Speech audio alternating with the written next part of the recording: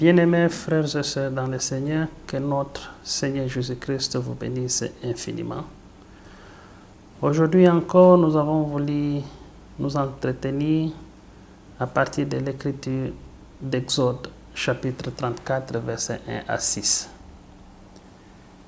Que Dieu nous fasse grâce, que Dieu nous aide d'entrer en profondeur de cette écriture à travers le Saint-Esprit, afin que nous soyons bénis et que nous puissions comprendre la volonté exacte de notre Dieu et aussi comprendre ce qu'il a voulu nous enseigner à partir des images et l'ombre de l'Ancien Testament.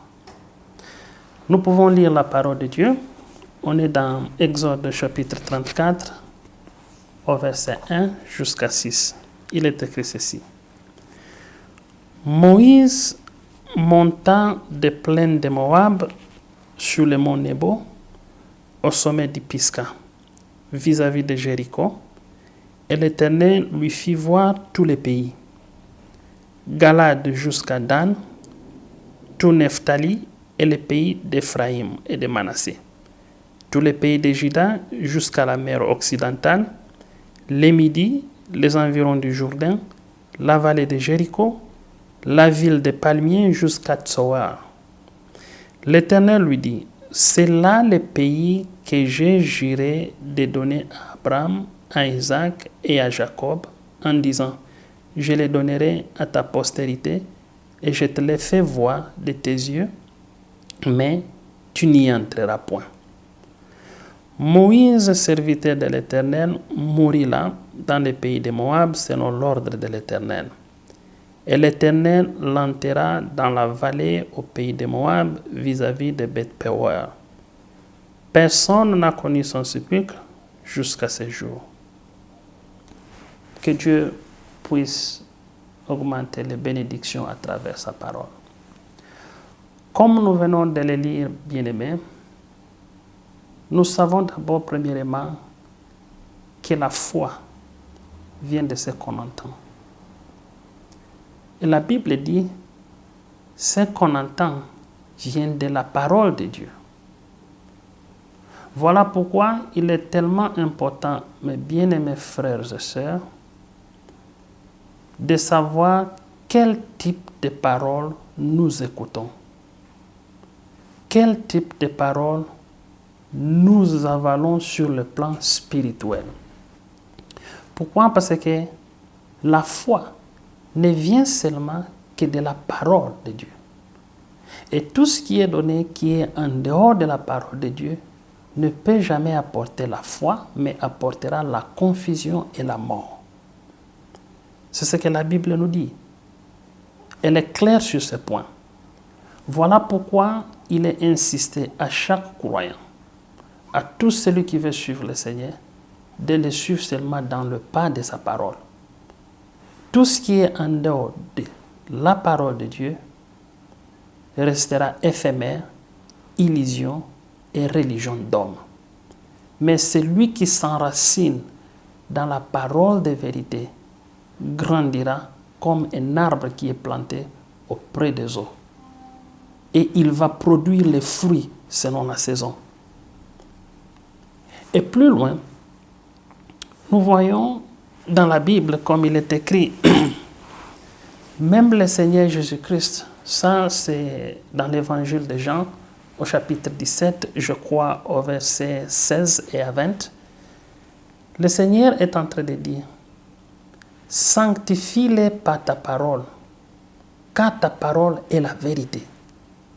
Donc c'est pour dire, en dehors de l'effet que la parole pure nous donne la foi, une foi véritable, cette parole pure nous sanctifie aussi, comme le Seigneur l'avait dit.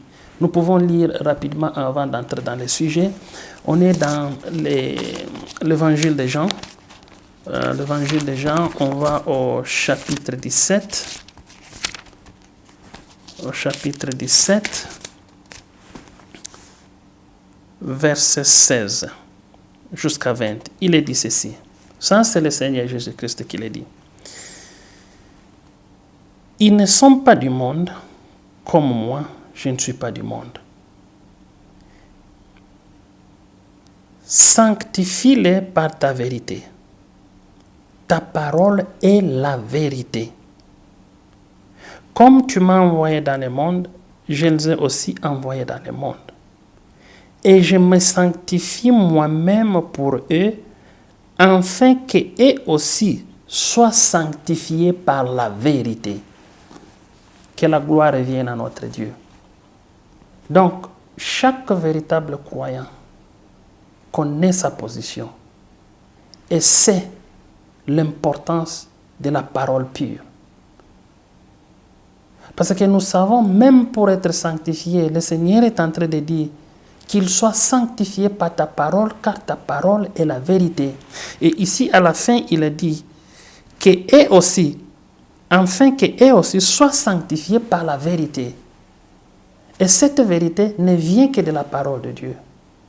Alors, il est malheureux pour celui qui se met dans la marche, pour celui qui veut marcher avec le Seigneur Jésus-Christ, de continuer à s'attacher à des fables, à des interprétations, à des paroles des hommes, au lieu de s'attacher à la parole biblique. Et comme nous l'avons dit au commencement, que toute foi qui n'est pas battue sur la parole de vérité est une foi vaine, est une foi trompeuse, est une religion d'homme qui n'a rien à voir avec la vie chrétienne, la vie de Jésus-Christ. Parce que la vie de Jésus-Christ, c'est la parole. Que le Seigneur nous aide sur cela. Mais maintenant, si nous retournons dans notre écriture d'aujourd'hui, qui est Deutéronome chapitre 34, on est au verset 1. Ici, nous voyons le commandement de Dieu qui est donné à Moïse. Dieu qui demande à Moïse de monter au sommet de Pisga, au mont Nebo, parce qu'il devrait lui montrer la terre promise, la terre qu'il avait promis à Abraham, à Isaac, à Jacob, pour donner à leur descendance. Et nous voyons ici Moïse, un grand prophète, que Dieu a utilisé pour faire sortir les enfants d'Israël de leur esclavagisme en Égypte pour aller posséder la terre promise. Et nous voyons Dieu Tout-Puissant lui-même accomplir des miracles, des signes, des prodiges extraordinaires par la main de Moïse vis-à-vis des Égyptiens, dans le désert, jusqu'à l'endroit où Dieu a donné le commandement de monter sur la montagne, sur le sommet de Pisga au mont Nebo, de voir la terre promise, parce que Moïse ne pouvait pas entrer. Et nous nous posons la question, pourquoi un grand homme de Dieu qui a reçu un appel spécial pour un peuple de Dieu ne pouvait pas entrer dans la terre promise? C'est la question que nous pouvons nous poser tout le monde. Et nous voyons les gens qui sont sortis, le peuple de Dieu qui est sorti de l'Égypte. Pourquoi tout le monde n'est pas entré? Et la Bible nous a dit que ces choses ont été écrites pour notre instruction, afin que nous puissions tirer l'exemple. Nous insistons sur ce point. Ces choses ont été écrites pour nous donner l'instruction et savoir que c'est Dieu que nous marchons avec. C'est un fait dévorant.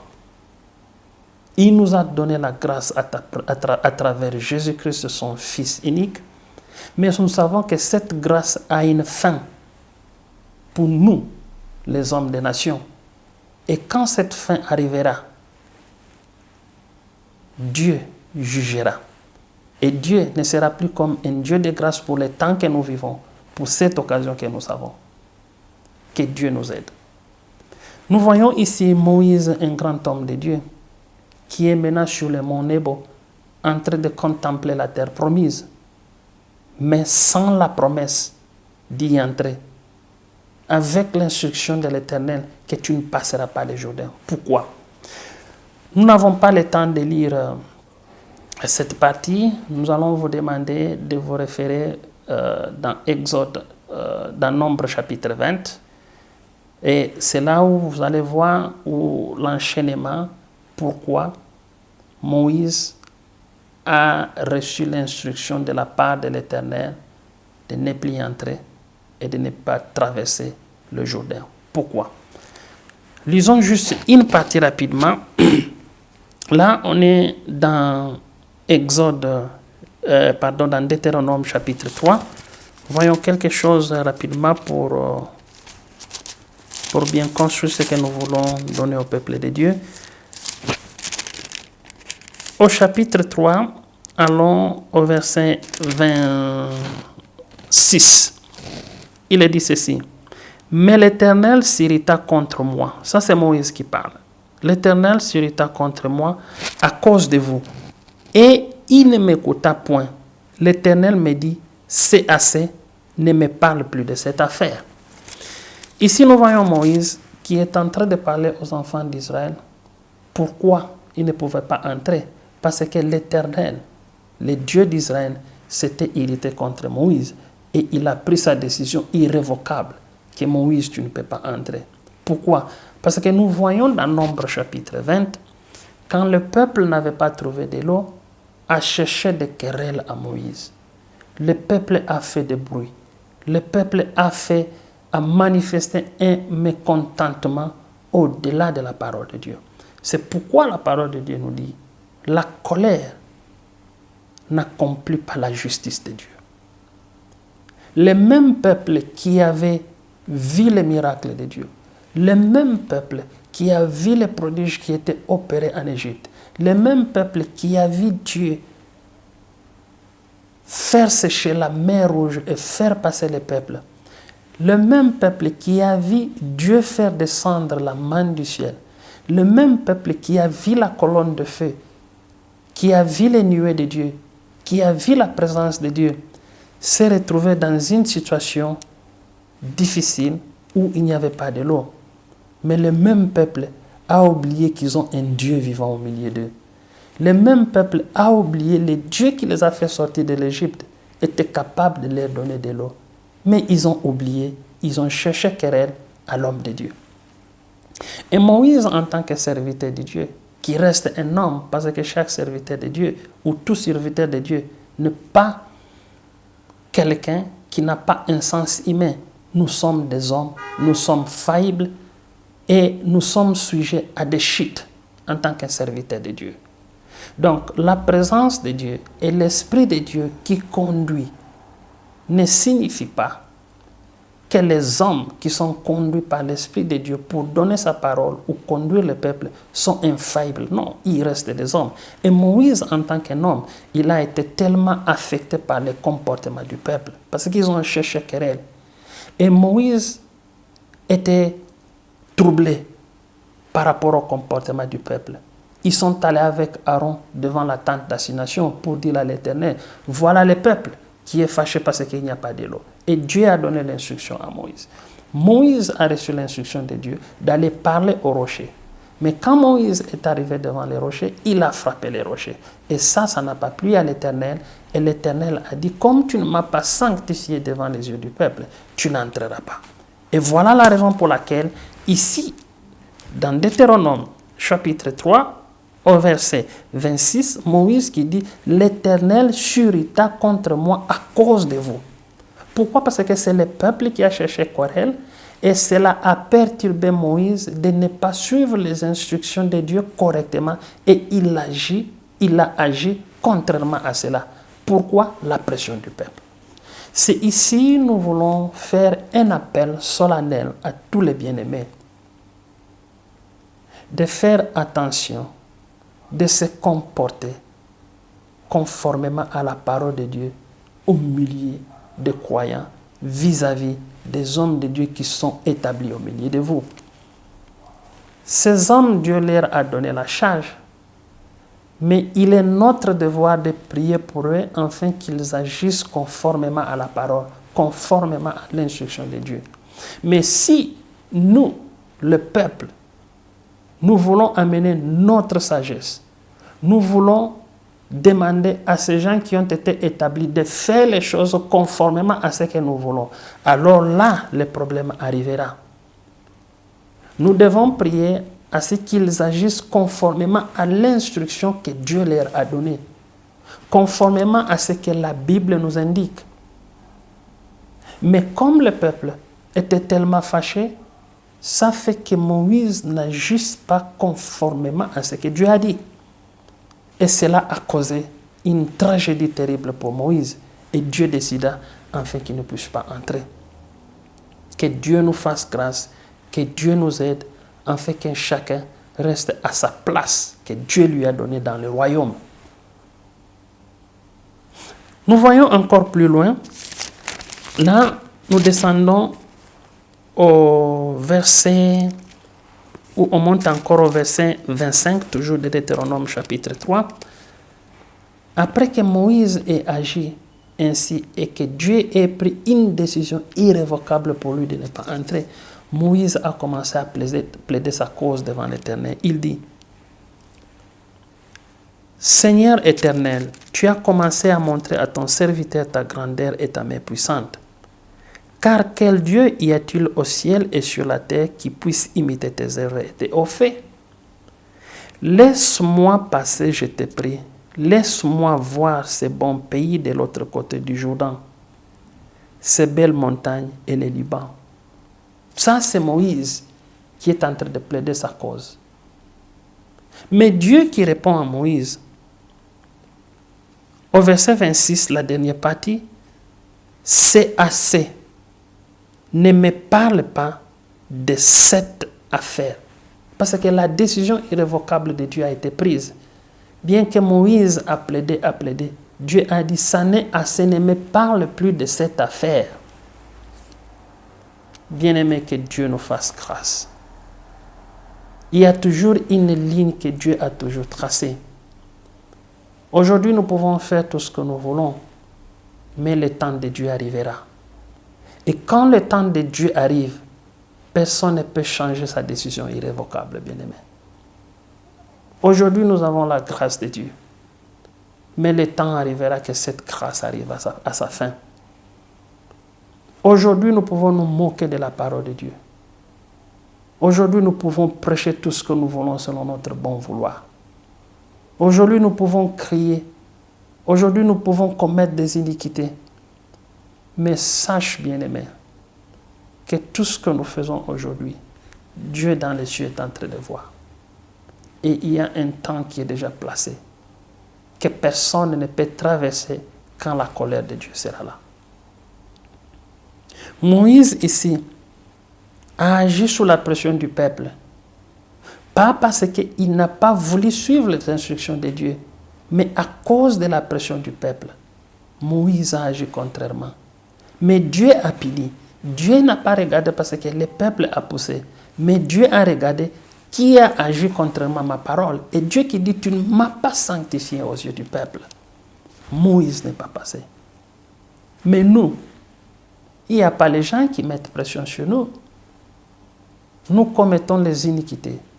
Nous faisons ce qui est contraire à la parole de Dieu, de nous-mêmes, avec les pieds qui courent pour aller accomplir les iniquités. Mais nous devons savoir dans tout ça, il y a un temps que Dieu a déjà placé, que personne ne passera. Que Dieu nous fasse grâce, parce que c'est aujourd'hui que nous devons comprendre que ces choses écrites étaient une instruction, un exemple qui devrait être donné à nous qui sommes arrivés à la fin du temps, comme la Bible le dit.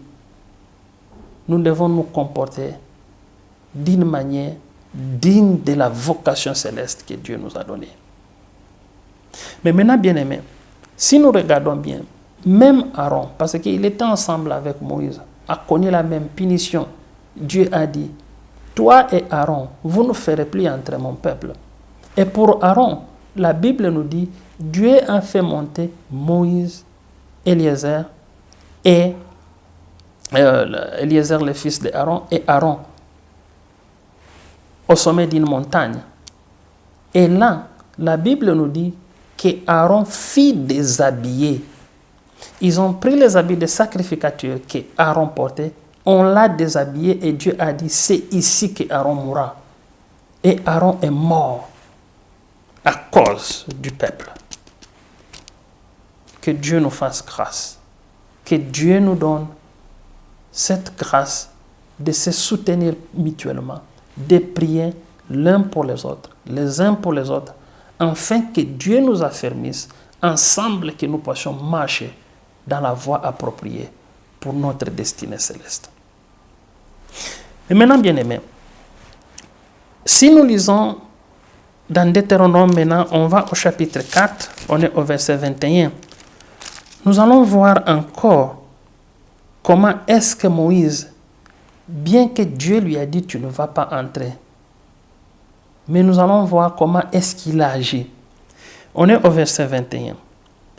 Il est dit « Et l'Éternel s'irrita contre moi à cause de vous, et il jura que je ne passerai point les Jourdains, et que je n'entrerai point dans le bon pays que l'Éternel ton Dieu te donne en héritage. » Oh bien-aimé, si vous vous mettez à la position de Moïse, quand vous regardez en tant qu'un homme, le temps passé dans le désert pour servir l'Éternel et arriver à un endroit où le peuple le fait chuter, et Dieu qui dit, tu ne verras pas l'héritage que j'ai donné à ton peuple. Que le Saint-Esprit puisse nous faire pénétrer ces choses, de comprendre comment est-ce que nous devons marcher avec ces dieux. Et il est dit plus loin, au verset 22, « Je mourrai donc en ce pays-ci, je ne passerai point les Jourdains, mais vous les passerez, et vous posséderez ce bon pays.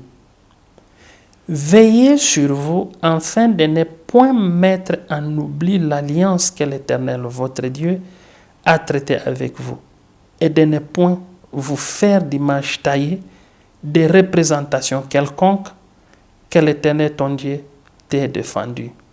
Car l'Éternel ton Dieu est un feu dévorant, un Dieu jaloux. » Bien-aimé Moïse, sachez que son temps était arrivé à la fin, qu'il devait expirer.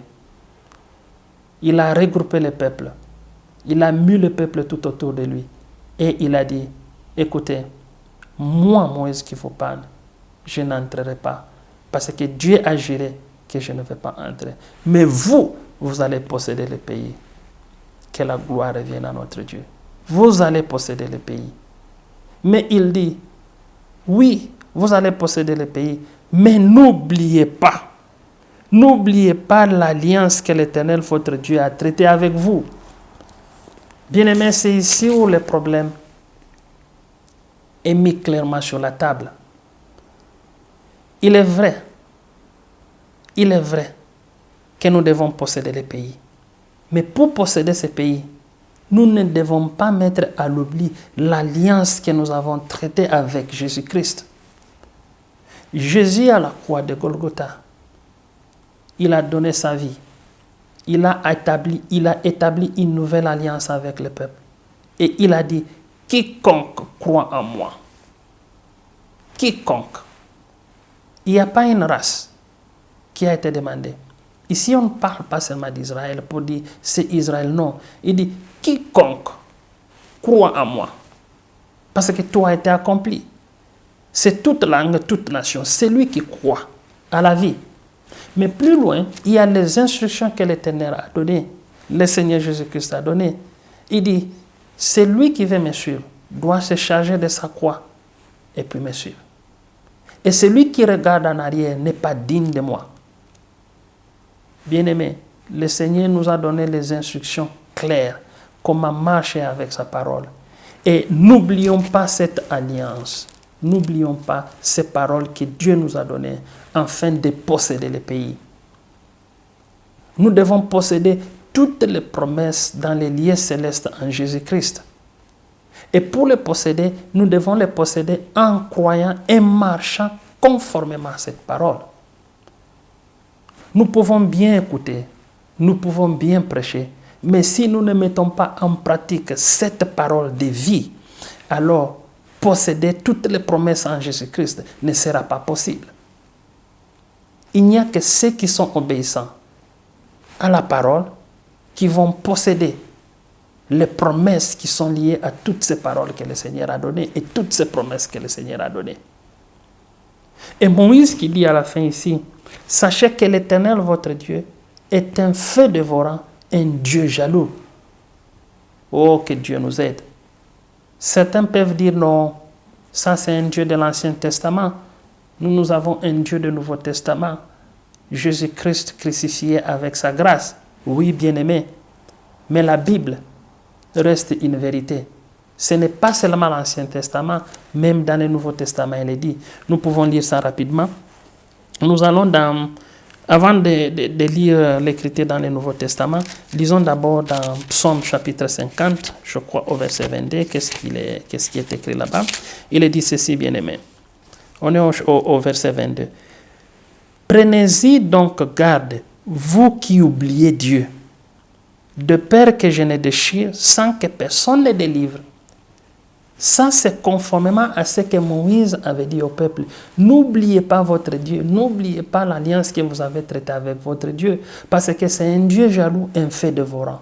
Et dans Psaume, David, sous la conduite de l'Esprit de Dieu, il a encore chanté ce psaume pour exprimer la même parole, la continuité de ce que Moïse avait dit. Il a dit, prenez-y donc garde, vous qui oubliez Dieu. Vous oubliez Dieu dans tout ce que vous faites, dans la manière dont vous marchez, dans la manière dont vous parlez, de la manière dont vous comportez. Vous êtes en train d'oublier Dieu et vous commettez des iniquités.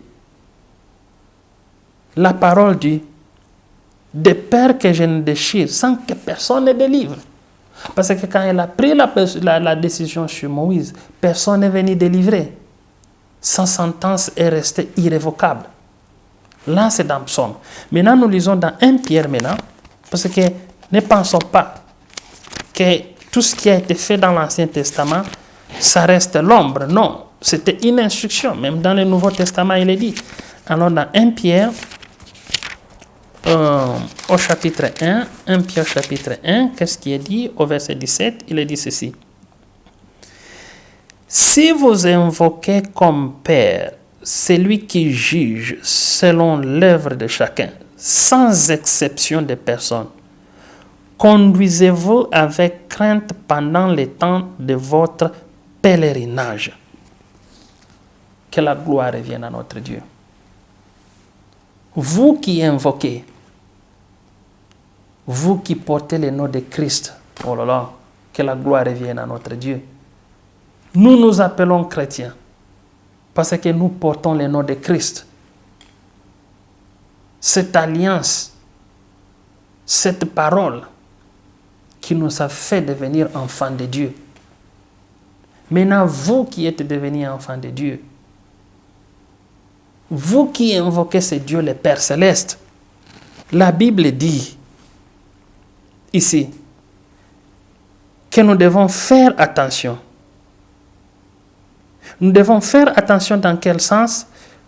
Au chapitre 17, il est dit, lui, il juge selon l'œuvre de chacun, sans exception de personne. Ce n'est pas parce que je prêche la parole que Dieu aura un autre type de jugement sur moi. Non. Ce n'est pas parce que je suis diacre, je suis chantre, je travaille dans telle église, ou je fais telle œuvre de Dieu. Je suis ministre, je suis évangéliste, je suis apôtre, je suis prophète. Et les gens se cachent toujours derrière les écrits pour dire « loin de Dieu », ne touchez pas loin de Dieu. Mais, bien-aimé, la Bible dit « il juge sans exception ». Si Moïse, un prophète qui a reçu un appel surnaturel, où la Bible dit il n'apparaît en Israël un prophète qui parla avec Dieu face à face, qui connaissait Dieu face à face. Il parlait avec Dieu. Mais Dieu l'a jugé sans exception, parce que sa parole est irrévocable. Et alors que personne ne se trompe, avoir une charge, avoir reçu un appel, ne fait pas de nous des surnaturels, ou ne fait pas de toi, bien-aimé, surnaturel. Dieu te jugera selon sa parole. Il ne tient exception de personne. Que le Seigneur Jésus-Christ nous fasse grâce. Voilà, bien-aimés, donc pour conclure, nous pouvons dire que Dieu ne juge pas selon les apparences et selon les hommes. Dieu juge conformément à sa parole et il ne fait exception à personne. Que Dieu nous fasse grâce encore davantage pour marcher dans l'intégrité de sa parole et que nous puissions savoir comment nous comporter correctement vis-à-vis des hommes de Dieu, vis-à-vis des croyants, vis-à-vis des gens qui ne croient pas à la parole de Dieu, parce que nous devons être un modèle et un exemple. Que Dieu vous bénisse beaucoup, que Dieu fasse que votre journée soit agréable dans le Seigneur.